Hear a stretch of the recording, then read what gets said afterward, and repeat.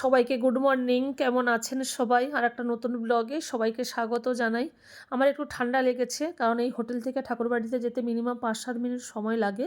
আর এখানকার ওয়েদার তো ভীষণ খারাপ, প্রচুর ঠান্ডাও পড়েছে, হাওয়াও দিচ্ছে। আর টোটোতে যেতে যেতেই একটু ঠান্ডা লেগেছে। আর আজকে তো কনফারেন্স আছে, আমরা টোটোর জন্য অপেক্ষা করছি। সকাল থেকেই ভালোই ঠান্ডা, রৌদ্র বের হয়নি, এখন 9টা বাজে। গতকালও এরকম ওয়েদার ছিল, 12টা 12:30টার দিকে রৌদ্র বের হয়েছে। আমরা পৌঁছে গেছি আর আমরা টিফিন খেয়েই ভেতরে ঢুকবো। আমরা বাড়ি থেকে মুড়ি এনেছিলাম আর এখান থেকে গরম গরম বেগুনি আর চপ নিয়ে নিয়েছি। আর ভীষণ ভালো লাগে আমার দেওঘরে আসলে তেলে ভাজা খেতে। সাধারণত বাইরে আমি তেমন একটা তেলে ভাজা খাই না, কারণ আমার শরীর খারাপ করে, কিন্তু কেন জানি না দেওঘরে আসলে এই সকালে আমি তেলে ভাজা খাই, দুপুরে খাই, রাত্রে খাই, মিনিমাম 5-7টা করে সারাদিনে আমার চপ খাওয়া হয়ে যায়, কিন্তু শরীর খারাপ করে না। আর আমরা এখন আচার্য ভবনের দিকে যাচ্ছি। আর এটা আমাদের দেওঘরের চিড়িয়াখানা। আগে ময়ূর ছিল, হরিণ ছিল, মনে হয় মারা গেছে। আর প্রচুর পায়রা দেখতে পাচ্ছি, সাদা পায়রা। আর ওয়েদার এখনও কাটেনি, ভীষণ কুয়াশা পড়ছে। আর এখন 9:30 বাজে, তবুও কিন্তু এখনও ক্লিয়ার হয়নি। এসেই দেখছি সবাই এই যে লাইন দিয়েছে প্রসাদ নেওয়ার জন্য, আমিও লাইনে দাঁড়িয়ে গেলাম। প্রচুর লাইন, একদম পেছনে গেট পর্যন্ত। মায়েদের একটা লাইন, দাদাদের লাইন। আর বলছে একটু দেরি হবে, আচার্যদেব যাবেন, ওই জন্য অপেক্ষা করছে।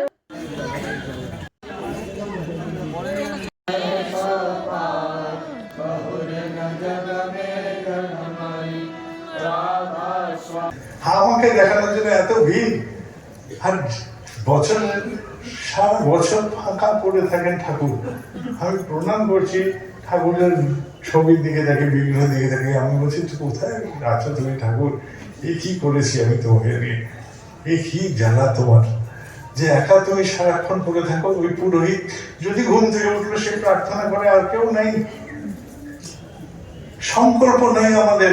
আমি মন্দির বানাচ্ছি কি না, আমার ইচ্ছা হয়েছে, ওর সাথে আমি থাকবো না। আমার এখানে মন্দির লাগে, ওর সাথে আমি থাকতে পারছি না। ওর সাথে এটা বড় কথা না, ঠাকুর তোমার সাথে আমি থাকতে পারি কিনা এটাই বড় কথা। এই যে স্বীয় অহংকার ত্যাগ করতে পারিনি, তাই আমার জন্য একটা মন্দির লাগে, আমারও একটা কেন্দ্র লাগে, আমারও কিছু ডানা লাগে, এই লাগে। দেখাতে হবে যে আমার সাথে কত মানুষ আছে। ব্যক্তিত্ব, ব্যক্তিত্ব এটা হচ্ছে সবচেয়ে বড় সম্পদ আমাদের। যদি যেই বিশ্বাস আমার আছে সেটাতে যদি স্থির থাকে, সেটাই আমার ব্যক্তিত্ব। স্থির আছে কিনা, আমার বিশ্বাস নড়বড় না স্থির। যদি স্থির থাকে তাহলে আছে ব্যক্তিত্ব। ইষ্টার্থ পরায়ণে জেদি যারা, তাদের ব্যক্তিত্ব অটুট থাকে। তার মানে জেদি স্থির, সে এখান থেকে নড়বে না। এটাই হচ্ছে ব্যক্তিত্ব বলার কথা। ঠিক আছে, সবাই ভালো থাকবে। কারোর কাজ কম হয়েছে, কারোর কাজ বেশি হয়েছে, এটা হতে পারে, কিন্তু আমরা চেষ্টা করিনি, এটা আমি মানি না। সবাই চেষ্টা করেছি। এই দুদিনের ইয়েতে কত রকম কথা হয়েছে, এটা ঠিক হয়নি, ওটা ঠিক হয়নি। আমাদের ঠিক ঠিক দরকার নেই। সাধারণ মানুষ, এই দেশের নাগরিক, 76 হচ্ছে বুদ্ধি। আমাদের দেশের আইকিউ নাকি 76, সেটা চায়নার 100, জাপানের 100, জার্মানির 100, ইউরোপিয়ান সমস্ত কান্ট্রিগুলোর 100-র উপরে, আমেরিকার 100, আমাদের নাকি 76। একটু বোকা হতেই পারে, ভুল টুকটাক ভুল হয়ে যায়, কি করবো, সবটা তো পারি না। একটাই তো বুদ্ধি আছে, তুমি সেই বুদ্ধিটুকু নিয়েই থাকি, এইটুকু সম্পদ নিয়ে যাবো ফিরে বাড়ি, আবার ফিরবো আবার। আর চেষ্টা করে যাই, চেষ্টা করতে থাকি। চলতে চলতে ওই চৌকোনা পাথর যদি একটু নিটুল হয়ে যায় আমাদের মধ্যে, এইটুকুই আমাদের প্রাপ্তি। এখানে অনেক হিন্দি ভাষী আছেন, বহু হিন্দি बोलने वाले हैं। मैं तो बोलती हूँ बांग्ला में आ गया, आज बांग्ला में तो क्या करें। आप लोग पढ़ लीजिएगा सातवती में या कहीं भी जान लीजिएगा आसपास से। लेकिन मेरा भाषा शायद आप लोग को भी आ गया होगा, मैं क्या बोलना चाह रहा था, है ना। সবাই ভালো থাকবেন। আমরা পারিনি এরকম না, আমি সবসময় পজিটিভ, হ্যাঁ পেরে গেছি, কিছু না কিছু করেছি, সবাই আনন্দ নিয়ে ফেলবে। ঠিক আছে, দীক্ষা আমরা এর আগেও চেষ্টা করেছি, আবার চেষ্টা করতে থাকি, এগোতে থাকুক। দীক্ষা যদি হয় তাহলে সবারই আনন্দ থাকে। আমরা বলতে ভয় পাই এখন, যে দীক্ষা দেব বলতে গিয়ে ভয় লাগে যে এই দীক্ষাটা আবার সে ভেজাল দীক্ষা হয়ে যাবে না তো। তাই এই ভয়ে সবার আগে হলো কি লেজটা গুটিয়ে গেল। লেজ গুটিয়ে গেলে লেজ যে স্থান কোথায় আছে, আমি এবার আস্তে আস্তে একটা হনুমান মূর্তি দেখছি। আমি সাথে ছিলেন পাবলিশিং এর দেবাশিস মন্ডলরা গাড়িতে। আমি বলছি যে আচ্ছা হনুমান যে ধুতি পরেন তার লেজটা বেরোয় কোনখানে? আমার অনেক প্রশ্ন যাবে। তো এখন যদি আমাদের লেজ গুটিয়ে যায় তাহলে রাখবো কোথায়? ধুতি পরে সব কর্মীরা চলে। সে বড় বিড়ম্বনা করে, গতি সেই জন্য মন্থর হয়ে যাবে, আমরা পারবো না। তার চেয়ে সহজ কথা, ফিলান্থ্রপিতে একটা জায়গা আছে, ফিলান্থ্রপিতে এখানে দীক্ষাপথের কাজ হয়। ওই নাম্বারটা যদি সম্ভব হয় আমি বলবো যে নেটে দিয়ে দিতে, সবাই সব কর্মীরা নিয়ে নেবেন। ওই দীক্ষাপথের এন্ট্রি যেখানে হচ্ছে সেখানে খালি ফোন করে নেবেন, এই মানুষটি দীক্ষা নিয়েছেন বলছেন বা এরকম করেছেন। এখানে কত লোক আসে তাদের ঠিকঠাক করে দেওয়া যায়। 3 বছরের দীক্ষা নিয়েছে, এরকম হয়েছে 3 বছর বয়সে হয়নি দীক্ষা, সে নাম নিয়েছে, তারপর সে ভেবেছে দীক্ষা হয়ে গেছে, সস্তানি হয়ে গেছে। পরে এসে বললো যে আমার দীক্ষার তো পাচ্ছি না, তারপরে আবার দীক্ষা হলো। এরকম করেছে, দিয়ে দেবেন দীক্ষা, একদম ভয় পাবেন না। আরে রাইট রং বলে কিছু নেই, সব রাইট, ঠাকুরের দরবার এটা, কোনো রঙের বিষয় না, সব আমরা পারবো, পেরে যাই, করতে থাকি একদম।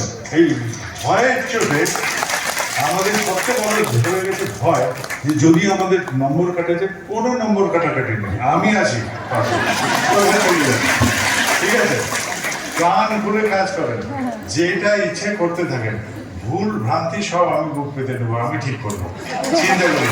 এইগুলো যদি হয়ে থাকে সেটাকে আমরা ক্যান্সেল করে নেবো, কিছু দরকার নেই। যদি হয়েও থাকে এটাতে কোনো নম্বর কাটাকাটির ভয় পাবে না, আমি আছি তো, ঠিক আছে? জয় গুরু। বন্দে পুরুষোত্তমম, বন্দে পুরুষোত্তমম, বন্দে পুরুষোত্তমম, বন্দে পুরুষোত্তমম, বন্দে পুরুষোত্তমম, বন্দে পুরুষোত্তমম। পরম প্রেমময় শ্রী শ্রী ঠাকুর গুরুচন্দ্র জি কি জয়। পরম প্রেমময় শ্রী শ্রী ঠাকুর গুরুচন্দ্র জি কি জয়। পরম প্রেমময় শ্রী শ্রী ঠাকুর গুরুচন্দ্র জি কি জয়। পরমারাধ্যা জগৎ জননী শ্রী শ্রী বড়মা কি জয়। পরমারাধ্যা জগৎ জননী শ্রী শ্রী বড়মা কি জয়। পরমারাধ্যা জগৎ জননী শ্রী শ্রী বড়মা কি জয়। পরম পূজ্য পাদ শ্রী শ্রী বরদা কি জয়।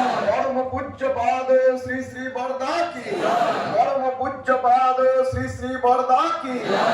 সৎ সঙ্গ কি জয়। সৎ সঙ্গ কি জয়। সৎ সঙ্গ কি জয়। বন্দে পুরুষোত্তমম, বন্দে পুরুষোত্তমম, বন্দে আর্য পিতৃন, বন্দে আর্য পিতৃন, বন্দে মাতৃবর্গম, বন্দে মাতৃবর্গম, বন্দে হং কৃষ্টি দৈবতাম, বন্দে হং কৃষ্টি দৈবতাম, বন্দে পুরুষোত্তমম, বন্দে পুরুষোত্তমম, বন্দে পুরুষোত্তমম, বন্দে পুরুষোত্তমম। পরম প্রেমময় শ্রী শ্রী ঠাকুর গুরুচন্দ্র জি কি জয় গুরু, জয় গুরু।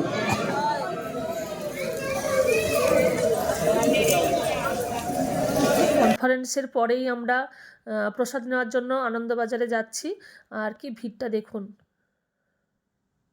এখন প্রায় 1টা বেজে গেছে, আর কি সুন্দর ঝলমলে রৌদ্রও বের হয়েছে। আর এই কাগজ ফুলের গাছ দিয়ে গেটটা কি সুন্দর লাগছে। আর এই যে আমাদের আনন্দবাজার ভবন, আমাদের 8 তলা মনে হচ্ছে, আর কি সুন্দর লাগছে দূর থেকে, একদম সাদা ধবধবে।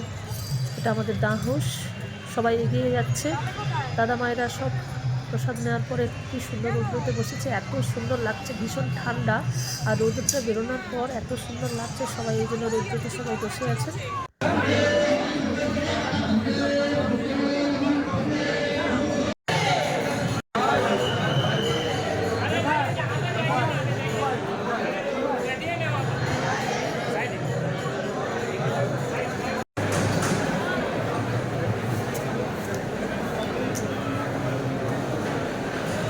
তো প্রসাদ নিতে এসে দেখছি আজকে দুপুরেও খিচুড়ি হয়েছে। গতকালও আমরা দুপুরে খিচুড়ি খেয়েছি, রাত্রেও খিচুড়ি খেয়েছি।